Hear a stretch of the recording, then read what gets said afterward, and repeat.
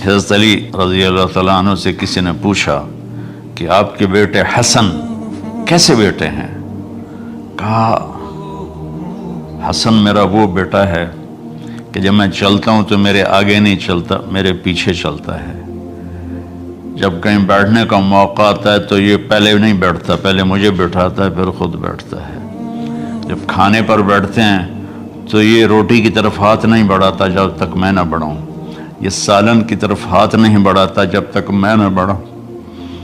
میں کمرے میں ہوں تو یہ چھت پہ نہیں چڑھتا کہ میرے باپ کی بے ادبی ہو جائے گی۔ میں حالانکہ چھت پہ چڑھنا ضرورت کے لیے ہوتا ہے، لیکن قربان جائیں اہل بیت کے ایسے ہی اخلاق ہوتے ہیں، آل رسول ایسے ہی ہوتے ہیں۔ میرے عزیزوں نوجوانوں سے کہہ رہا ہوں جن کے والدین زندہ ہیں، ہم تو محروم ہو گئے، وہ قبروں میں چلے گئے، لیکن میں اتنا مصروف رہتا ہوں۔ اب یہ کرونا کی وجہ سے گھر میں بیٹھے ہوئے ہیں، یعنی میری زندگی ایسے پہیے کی طرح گھومی ہے، اور پھر دل کی تکلیف، پھر اس کے ساتھ سر کا درد شدید۔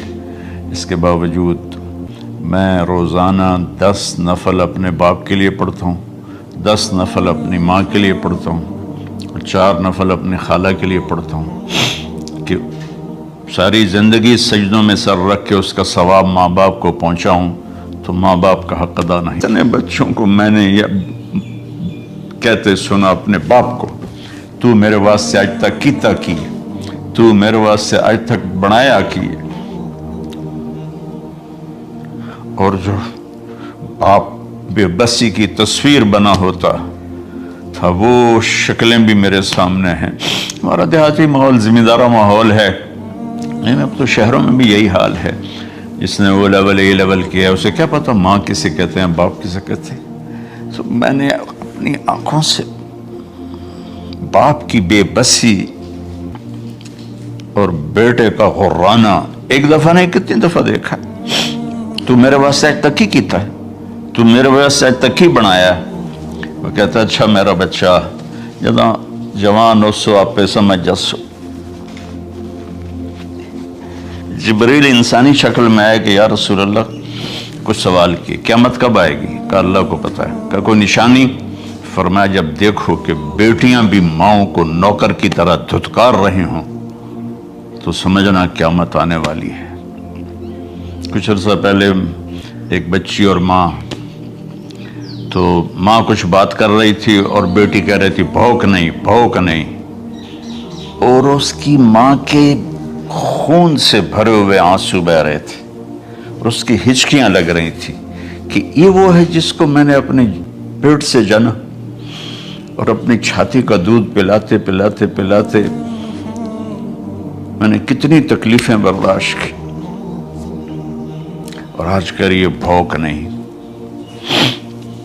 تو ایک شخص آیا، یا رسول اللہ میرا باپ میرے پوچھے بغیر میرا مال خرچ کر لیتا ہے۔ آپ نے کہا بلاؤ۔ جب اسے پتہ چلا کہ میرے بیٹے نے شکایت کی ہے تو عرب کی شاعری تو مشہور تھی، انہیں دل میں کچھ اشعار پڑھے۔ جو آیا تو جبریل پہلے آ گئے، یا رسول اللہ اللہ تعالیٰ کہہ رہے ہیں آپ اس سے پوچھیں وہ شعر بتاؤ تیرے کانوں نے تو نہیں سنے، تیرے دل میں آئے تھے اور اللہ نے سن لیے۔ اللہ کے نبی نے فرمایا بھائی تیرا انشاءاللہ کیس سنتے ہیں، لیکن پہلے وہ شعر سناؤ جو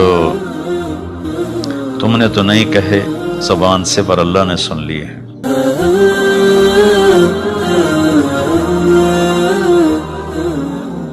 بسم اللہ الرحمن الرحیم، والصلاة والسلام علی رسولہ الکریم وعلی آلہ وصحبہ اجمعین۔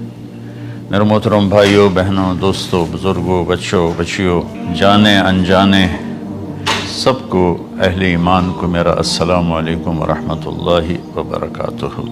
پچھلی ویڈیو اس میں نے تھوڑا سا والدین کے حقوق بتائے تھے۔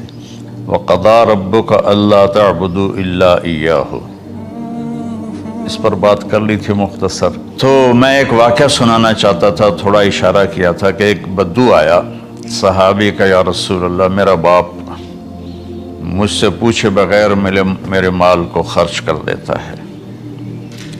آپ نے فرمایا بلاؤ گئی۔ جب اسے پتہ چلا کہ میرے بچے نے میری شکایت کی ہے تو اسے بڑا دکھ ہو، تو اس نے دل ہی دل میں چند اشعار پڑھے، زبان پہ ادا نہیں، دل میں آئے۔ تو جب وہ مسجد میں انٹر ہوا تو جبریل پہلے آئے بیٹھے تھے کہ یا رسول اللہ، اللہ فرما رہے ہیں اس سے کہو کہ پہلے وہ اشعار سنائے جس کو اس کے کانوں نے نہیں سنا، لیکن اللہ نے من فوق عرش ہی سن لیا ہے، عرش کے اوپر اللہ نے سن لیا ہے۔ تو آپ نے اس سے ارشاد فرمایا کہ تمہاری بات ہم سنتے ہیں باپ بیٹے کی، لیکن پہلے وہ شعر سناؤ جو تیری زبان سے ادا نہیں ہوئے، تیرے کانوں نے نہیں سنے، تیرے دل کی گونج تھی اور تیرے دل کی آہ اور فریاد تھی جو دل ہی میں گھٹ کے رہ گئی، اسے اللہ نے سنا ہے۔ وہ کہتا ہے سناؤ۔ کہنے لگا یا رسول اللہ، آپ کا رب ہر وقت ہمارے ایمان کو آپ پر زیادہ سے زیادہ بڑھاتا رہتا ہے، اس ذات کی قسم جس کے قبضے میں میری جان ہے۔ یہ چند میرے دکھ بھرے خیالات الفاظ کی شکل میں ڈھلے، لیکن میری بزم تصور میں ہی رہے اور وہیں دفن ہو گئے، باہر نہیں نکلے، میری زبان سے ادا نہیں ہوئے، میرے کانوں نے نہیں سنا، آپ کے رب نے سن لیا۔ اب نے کہا اچھا بتاؤ تو نے کہا کیا تھا؟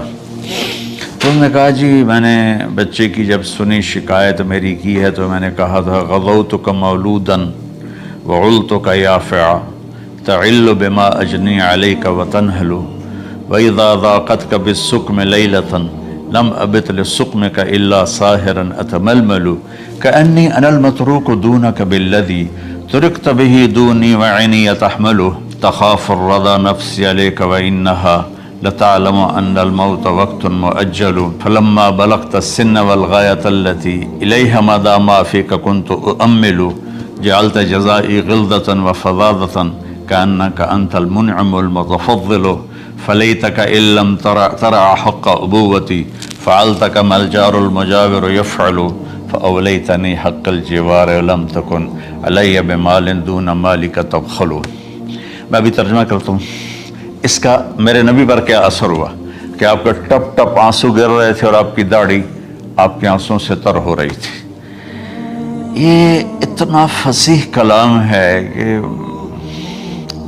عربوں کو بھی پسینہ آ جائے گا ترجمہ کرنے کے لیے، تو میں تو عربی نہیں ہوں، لیکن یہ فخر تو حاصل ہے، بھلے ہیں یا برے ہیں دو چار قدم ہم بھی تیرے ساتھ چلے ہیں۔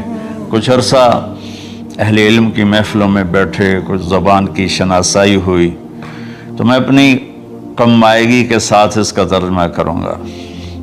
وہ کہتا ہے غزوتک مولودا وعلتک یافعا تعل بما اجنی علیک وتنہل۔ میرے بیٹے جس دن تو پیدا ہوا ہم نے اپنے لیے جینا چھوڑ دیا، ہوئے ہوئے ہوئے ہوئے، ہم تیرے لیے جیے۔ تیری ماں تجھے دودھ پلاتی تھی، میں تیرے لیے روٹی کے نوالے لاتا تھا، میری ساری کمائی پہلی اور آخری سب تیرے اوپر لگتی تھی۔ تجھے خوش دیکھتے تھے تو خوش ہوتے تھے، تجھے روتا دیکھتے تھے تو ہم روتے تھے۔ وَإِذَا ضَاقَتْكَ بِالسُّقْمِ لَيْلَةً لَمْ أَدْلِ سُقْمَكَ إِلَّا سَاهِرًا أَتَمَلْمَلُ۔ جب تو کبھی بیمار ہو جاتا تھا تو تیرے سرانے بیٹھ کر ہم ساری رات روتے تھے اور دعائیں کرتے تھے، یا اللہ ہمارے بچے کو بچا لے، ہمارے بچے کو صحت دے دے۔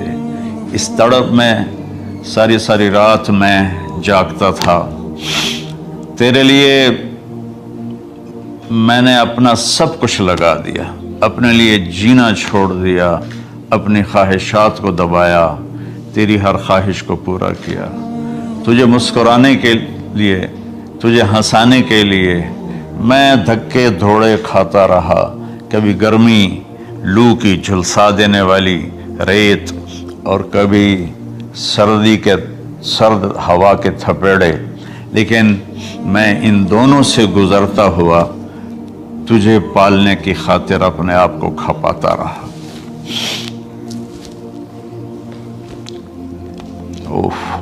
فلما بلغت السن والغایۃ التی इलैहा मदामा फीक कुन्तु उअम्मिलु, बेटा मैंने अपने हड्डियों का रस भी तेरे अंदर डाल दिया। सिर्फ कमाई नहीं, मैंने अपने हड्डियों का रस तेरे अंदर डाला।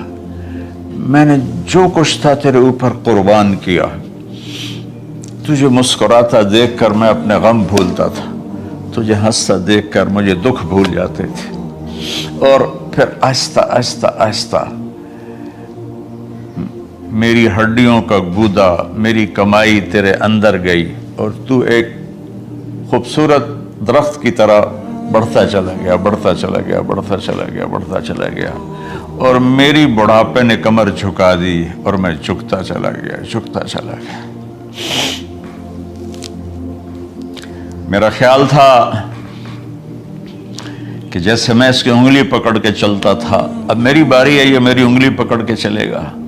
जैसे मैं इसे सीने से लगाता था, प्यार करता था, झूले झुलाता था, बाग में ले जाता था, ये सारी उसकी ताबीरात के अंदर दाखिल हैं, अल्फाज में नहीं है। तो मुझे ख्याल आता था जब मैं बूढ़ा हो जाऊंगा ना तो मेरा बेटा भी मुझे ऐसे ही लेके फिरेगा, मेरा बेटा भी मेरी सुनेगा। ये 100 दफ़ा पूछता था ये क्या है, और मैं हर दफ़ा जवाब देता था ये है। तो अब मैं बुढ़ापे में इससे बात करूंगा, ये मेरी बात सुनेगा। मैं इसको नवाले खिलाता था, ये मुझे रोटी खिलाएगा। मैं इसका उंगली पकड़ के चलता था, ये मेरा हाथ पकड़ के चलेगा। मेरी कमर बुढ़ापे ने झुका दी और मैं एक खुश्क पेड़ की तरह हो गया, और जवानी ने तेरी कमर को सीधा किया और तो एक तरोताज़ा दरख्त बन गया।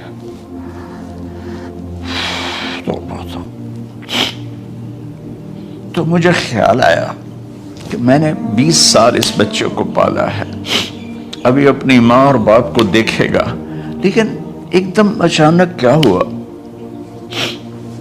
फलम्मा बलगत सिन्न वल गायत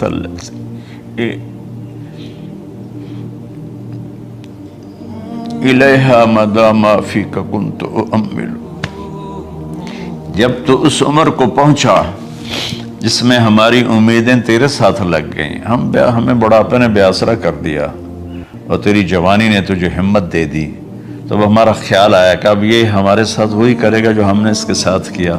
लेकिन क्या हुआ, जअल्त जज़ाई गिल्ज़तन व फ़ज़ाज़तन कअन्नका अंतल मुनअमुल मुतफ़द्दिल, तो इतना बदतमीज हुआ, तेरी जबान छुरी बन गई, तेरा रवैया जहर बन गया, और मेरी सारी जिंदगी की मेहनत का बदला तूने मुझे नाफरमानी से दिया, बदअखलाकी से दिया, बदतमीजी से दिया। मैं हैरत भरी नज़रों से तुझे देखता रहा और मैं अपनी पिछली 20 साल ज़िंदगी को झुठलाता रहा कि मेरा ख्याल में मैं इसका नौकर हूँ और ये मेरा मालिक, मैं इसका बाप नहीं, मैं इसका नौकर हूँ। क्योंकि माँ बाप के साथ तो ऐसा कोई नहीं करता है, ये मेरा मालिक है और मैं इसका नौकर हूँ, इसलिए मुझे डांट रहा है। हाल के अशार मैं सोच रहा हूँ, जब मेरा ये हाल है 1400 साल बाद के मेरे आंसू नहीं रुक रहे, तो अल्लाह के नबी तो ज़ारो कतार रोए थे, दाढ़ी आंसू से तर हो गई थी। कहा बेटा जब तूने मेरी सारी जिंदगी की मेहनतों का बदला बदतमीजी से दिया, गाली गलौज से दिया, धक्के देकर बाप को घर से निकाल देते हैं, तो बेटा मैं ये समझा कि तूने एक ख्वाब देखा था, तूने एक ख्वाब देखा था कि तू बाप है और ये बेटा है। असल हकीकत ये है कि ये मालिक है और मैं नौकर हूँ। फिर आगे कहता फलैतक इल्लम तरा हक़्क़ उबूवती फ़अल्तक मल जारुल मुजाविर युफ़अलु। अच्छा चलो बेटा, तूने मुझे बाप तो न समझा, चलो एक पड़ोसी समझ लो, عرب میں پڑوسی کا بہت خیال کیا جاتا تھا، اور یہ عرب کی شان تھی کہ اپنے پڑوسی کو وہ عزت دیتے تھے جو اپنے گھر میں ایک دوسرے کو عزت دیتے تھے۔ تو اس نے پھر اس کی طرف اشارہ کیا کہ اگر میں تیرا باپ نہیں ہوں، تیرے رویوں کو دیکھ کر تو یہی لگتا ہے کہ میں تیرا نوکر ہوں، تو میرا مالک ہے، تو چلو اتنا تو کر دے جتنا ایک پڑوسی پڑوسی کے ساتھ کرتا ہے۔ فَأَوْلَيْتَنِي حَقَّ الْجِوَارِ وَلَمْ تَكُنْ عَلَيَّ بِمَالٍ دُونَ مَالِكَ تَبْخَلُ۔ تو پڑوسی پر تو عرب خرچ کرتے ہیں، تو بھی تھوڑا سا میرے اوپر خرچ کر دیتا اور تو بخیل نہ بنتا، اور میرے خوابوں کو چکنا چور کر دیا، میری امیدوں پر پانی پھیر دیا، میرے بڑھاپے کو ذلت اور رسوائی میں بدل دیا۔ اچھا میرا پتر جا خوش رہو۔ ماں باپ کہاں بد دعائیں کرتے ہیں؟ تو میرے نبی کی آنکھوں سے آنسو، یہ ساری داڑھی تر ہو گئی، تو آپ نے اس کے بچے کو گریبان سے پکڑا اور جھٹکا دے کر دھکا دے کر دفع ہو جا، انت و مالک لابیک، تو اور تیرا سب کچھ تیرے باپ کا ہے۔